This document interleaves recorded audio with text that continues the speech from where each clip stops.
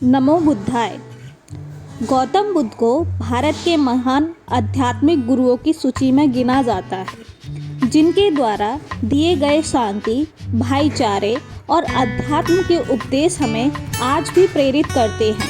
महात्मा बुद्ध वो महान पुरुष थे जिन्होंने भारत के साथ साथ पूरे विश्व को प्रेम और सद्भाव का पाठ पढ़ाया है।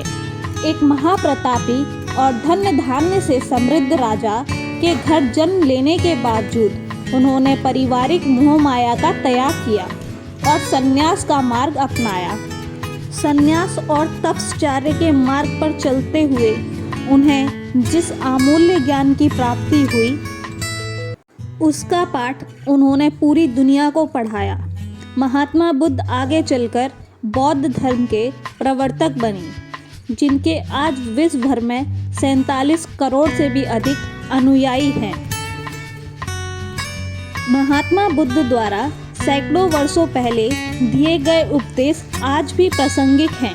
तो आइए आज पढ़ते हैं महात्मा बुद्ध के जीवन से जुड़ी एक बड़ी ही प्रेरक और दिलचस्प कहानी। महात्मा बुद्ध के कई शिष्य थे, उनमें एक बूढ़ा शिष्य भी था। वह बूढ़ा शिष्य भी बुद्ध के साथ ही रहता था। इस शिष्य का स्वभाव बहुत ही भोला भाला था।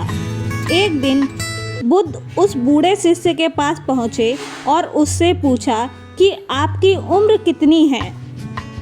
वृद्ध शिष्य बोला कि करीब 70 साल होगी। बुद्ध ने मुस्कान के साथ कहा कि नहीं, ये आप सही उम्र नहीं कह रहे हैं। ये सुनकर बूढ़ा व्यक्ति थोड़ा असहज हो गया, क्योंकि वह जानता था कि बुद्ध बिना किसी वजह से कुछ भी नहीं कहते हैं। अगर बुद्ध ये बात कह रहे हैं तो इसका भी कुछ मतलब होगा। उस शिष्य ने बुद्ध से कहा कि मैंने तो मेरी उम्र सही बताई है। मेरे बाल सफ़ेद हो गए हैं, दांत गिर गए हैं, मेरे पोता पोती हैं, मैं 70 वर्ष का ही हूँ। उनकी बात सुनकर बुद्ध ने कहा, मेरे हिसाब से तुम्हारी उम्र 1 साल है।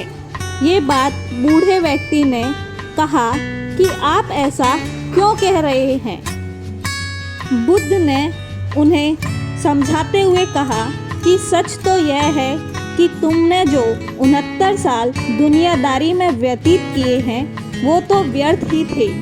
जब से तुमने धर्म को खोजना शुरू किया है, जब से तुम सदाचारी हुए हो, जब से तुमने ध्यान करना शुरू किया है, तब से ही तुम्हारा जीवन शुरू हुआ है। ये सब तुमने 1 साल पहले ही शुरू किया है, यानी तुम्हारी उम्र अभी सिर्फ 1 साल है। बुद्ध की कहानी से हमें क्या शिक्षा मिलती है, आइए जानते हैं। बुद्ध ने यह संदेश दिया कि समय अमूल्य है और हमें एक एक पल का उपयोग सही तरीके से करना चाहिए। आमतौर पर लोग अधिकतर समय व्यर्थ कामों में खर्च कर देते हैं, जबकि हमें ऐसे काम करना चाहिए जिनका कोई अर्थ हो। हमें रोज़ सोचना चाहिए कि हमने आज कौन कौन से अच्छे काम किए हैं, हम कितनी देर ध्यान कर रहे हैं, शांति पाने के लिए क्या कर रहे हैं।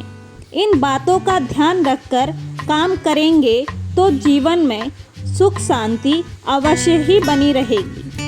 धन्यवाद दोस्तों, अगर आपको इस कहानी से कुछ भी सीखने को मिला है तो कृपया इस चैनल को सब्सक्राइब अवश्य कर लें। साथ ही वीडियो को अपने दोस्तों तक शेयर करना ना भूलें और लाइक भी करें। धन्यवाद।